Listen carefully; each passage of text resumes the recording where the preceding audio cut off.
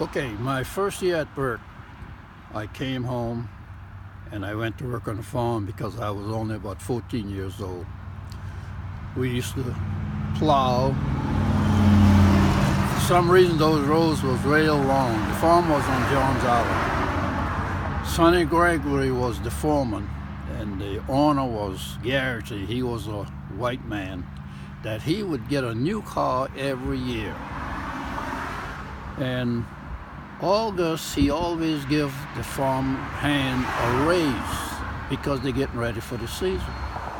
And it just so happened I was at the end of the row when he was telling Sonny Gregory, you can tell the mans that Monday they start get the pay raise. Sonny Gregory replied, yes, boss, I will. But that boy out here named Ed, you're gonna waste your money. His daddy sent him to school last year, and he gonna send him again this year. Don't give him a raise. Oh, no. I turned around and I was going to the other end. All I could see was that mule. I looked, a couple of old men there working with me. I said then, I will fix him. When Burke School, I decided to stay out of school about a couple of weeks. Why? To get extra money to buy extra pants. Okay. So I said, I will fix him. When Burke School open, I will be there and I will get out of Burke School without that 25 cents. And that's what I did. Wow.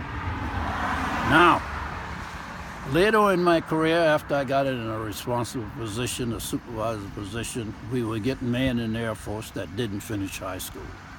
My job was to counsel them, find out why they didn't finish high school. They tell me almost the same story. Of what you had been through. Of what I had been through. So therefore I said, you know, Mr. Gregory did me a favor. When I go home, I'm going to find him and thank him. But when I got home, he had already died. He have a grandson, is his image. The height, the voice, and everything. So I always see him in church, but I never get a chance to talk to him. So one day in the doctor's office, he was sitting there. I said, I want to talk to you. So we sit and talk. I told him that story. I said, I want to thank your grandfather, so I will thank you. And he said, you know, the Lord always know what to do. You didn't need that 25 cents. Isn't that something? Yeah. Mm-hmm. I'm glad he received you so positively. Yeah, especially if I tell him I was mad with his grandfather.